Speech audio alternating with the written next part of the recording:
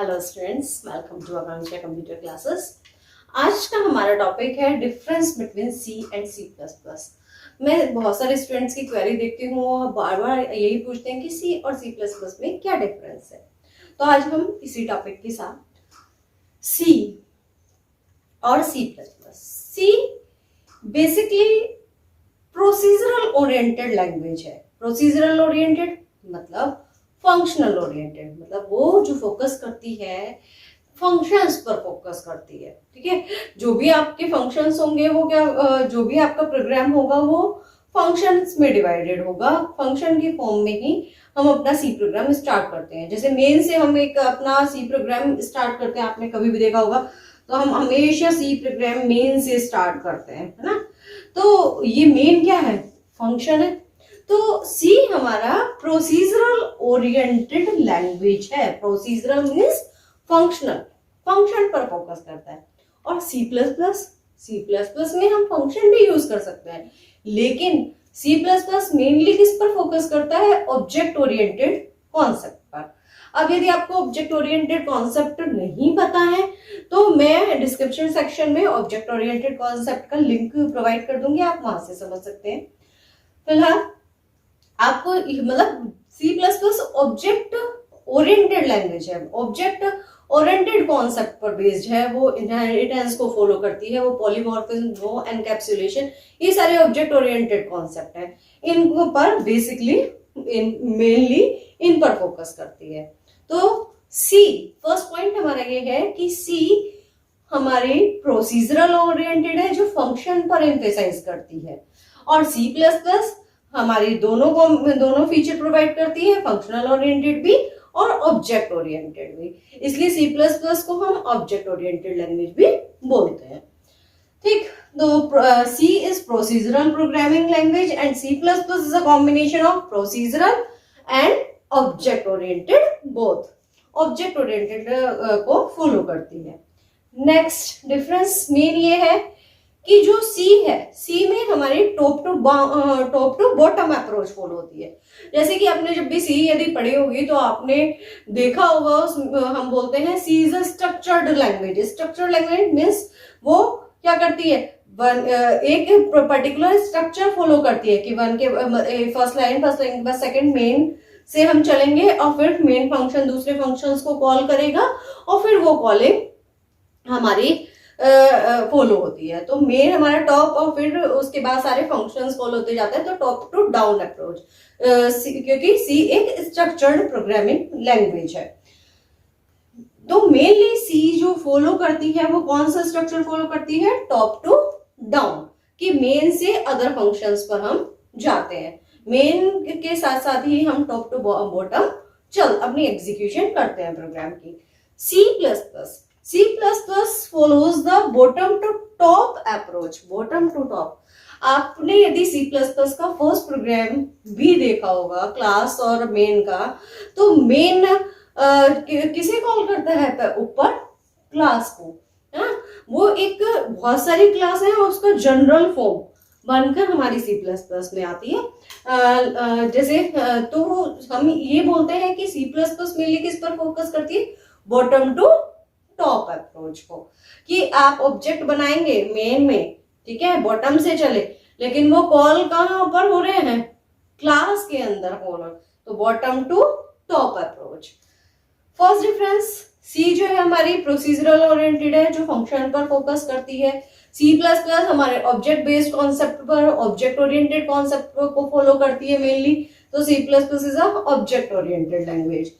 ये top to down approach follow करती है, स्ट्रक्चर्ड है, मेन से चल के अदर फंक्शन पर जाती है।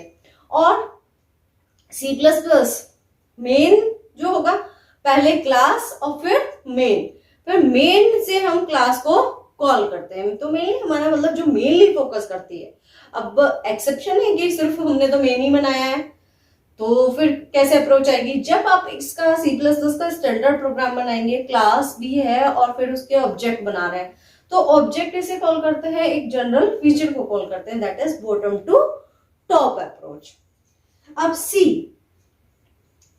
में क्या होता है कि वो इंफॉर्मेशन हाइड नहीं करती है। है ना। कोई भी इंफॉर्मेशन है, आप कितने भी वेरिएबल बनाइए, कितने भी फंक्शन बनाइए, किसी तरह का कोई भी ऐसा हमारे पास मैकेनिज्म नहीं, हमारे पास ऐसी में डायरेक्ट मैकेनिज्म ऐसा कोई नहीं है कि हम अपने वेरिएबल को किसी तरह से हाइड कर लें, किसी तरह से हम अपने फंक्शंस को हाइड कर लें। ऐसा कोई भी प्रोसीजर हमारे पास नहीं है, ठीक है। सी प्लस प्लस में हमारे पास एक फीचर होता है एनकैप्सुलेशन, और जिसके थ्रू हम डेटा फंक्शन को एक यूनिट में बाइंड करते हैं। हमारे पास एक्सेस स्पेसिफायर होते हैं, यदि हम प्राइवेट कर देते हैं उन्हें, प्राइवेट, पब्लिक, प्रोटेक्टेड, 3 तरह के एक्सेस स्पेसिफायर होते हैं। यदि हम उन्हें प्राइवेट कर देते हैं तो एक्सटर्नल यूजर उसे नहीं देख सकता है, ना ही उन्हें एक्सेस कर सकता है। तो बहुत इंपॉर्टेंट फीचर की जो सी है वो डेटा पर फोकस नहीं करती है, डेटा पर कोई एम्फेसाइज नहीं करती है, इंफॉर्मेशन को हाइडिंग नहीं करती है। लेकिन सी प्लस प्लस डेटा को बहुत इंपॉर्टेंस देती है कि कौन यूजर उसे एक्सेस कर सकता है, कौन यूजर नहीं एक्सेस कर सकता है। इंफॉर्मेशन हाइडिंग वो एनकैप्सुलेशन फीचर के थ्रू करती है। उसमें एक्सेस स्पेसिफायर होते हैं जो कि हम डेटा को हाइड कर सकते हैं पर्टिकुलर यूजर से। यदि हम चाहते हैं कि भाई ये एक्सेस राइट इस यूजर के पास नहीं है, तो वो हम सी प्लस प्लस में बहुत इजीली यूज कर सकते हैं, बहुत ही इजीली इंप्लीमेंट कर सकते हैं। तो यहाँ पर मैंने देखो लिखा है कि C focus on function, C functions पर फोकस करती है लेकिन डेटा पर फोकस नहीं करती है। और सी प्लस प्लस मैंने आपको डिफाइन किया कि फोकस ऑन डेटा, डेटा पर फोकस करती है। इंफॉर्मेशन हम हाइड कर सकते हैं, एक्सेस उसको प्रोटेक्ट कर सकते हैं। Next, C does not support exception handling और C++ support exception handling। अब आप पूछेंगे कि exception handling क्या होती है। exception handling यदि आप C आपने अभी तक पढ़ी है तो आपको नहीं पता होगा कि exception handling होती क्या है। exception handling देखिए, exception means abnormal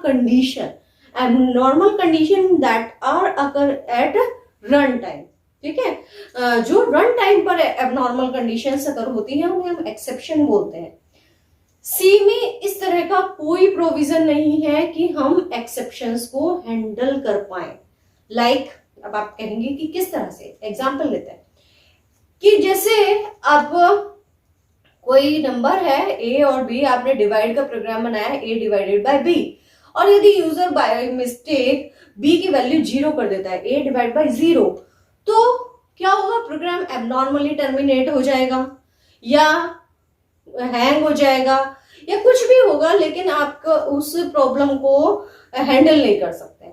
लेकिन C++ में या जितनी भी ऑब्जेक्ट ओरिएंटेड लैंग्वेज है, जावा है हमारे पास, उसमें एक प्रॉपर मेथड है एक्सेप्शंस को हैंडल करने का। एक एबनॉर्मल कंडीशन यदि डिवाइड बाय 0 आ गया तो आप उसे हैंडल कर सकते हैं, आप मैसेज दे सकते हैं यूजर को दिस इज रॉन्ग इनपुट, ठीक है। लेकिन यहाँ पर क्या होगा, प्रोग्राम का एबनॉर्मल टर्मिनेशन हो जाएगा।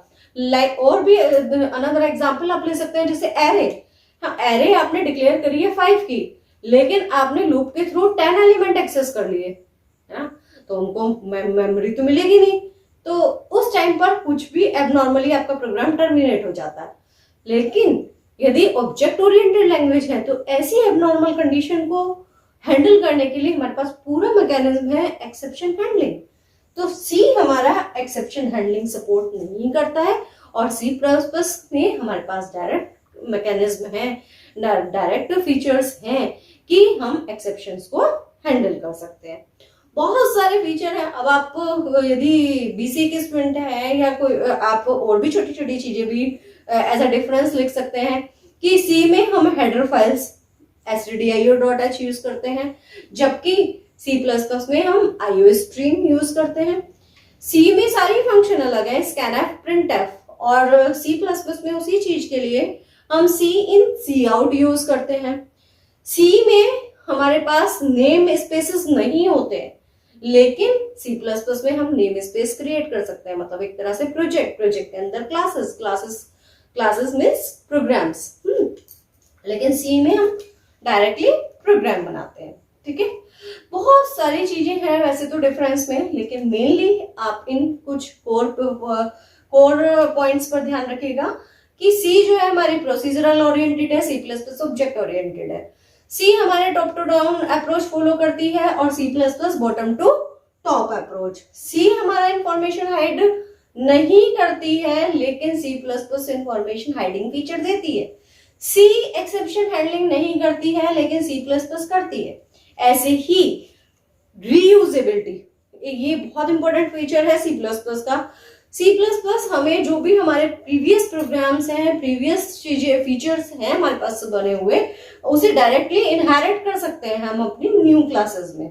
ठीक है, जो भी पहले से बना हुआ है आप उसे रीयूज कर सकते हैं। लेकिन सी में ऐसा कोई डायरेक्ट प्रोसीजर नहीं है, डायरेक्ट कॉन्सेप्ट नहीं है कि हम उसे रीयूज कर सके। तो सी मेनली रीयूजेबिलिटी को पर फोकस नहीं करती है, लेकिन सी प्लस प्लस करती है। तो रीयूजेबिलिटी भी एक ऑब्जेक्ट ओरिएंटेड कॉन्सेप्ट ही है, तो इसीलिए मैं कहूंगी कि सी ऑब्जेक्ट ओरिएंटेड कॉन्सेप्ट को फॉलो नहीं करती है और C plus plus object oriented concept को फॉलो करती है। ठीक है, जिसमें कि information hiding object oriented concept में ही आता है। इंफॉर्मेशन हाइडिंग, रीयूजेबिलिटी, है ना, ये सब ऑब्जेक्ट ओरिएंटेड कॉन्सेप्ट है जो कि सी प्लस प्लस फॉलो करती है। लेकिन हम सी में ऐसा हमारे पास कोई डायरेक्ट फीचर अवेलेबल नहीं है कि हम चीजों को रीयूज कर लें। ठीक है, that is called the inheritance, कि हम प्रीवियस चीजों को यूज कर सकते हैं। जैसे आप एक एग्जांपल ले लीजिए कि कोई रेक्टेंगल क्लास है, पहले से रेक्टेंगल का पेरीमीटर कैलकुलेट किया हुआ है हमारे पास, और हम उसका पेरीमीटर एरिया कैलकुलेट करना चाहते हैं न्यू क्लास में।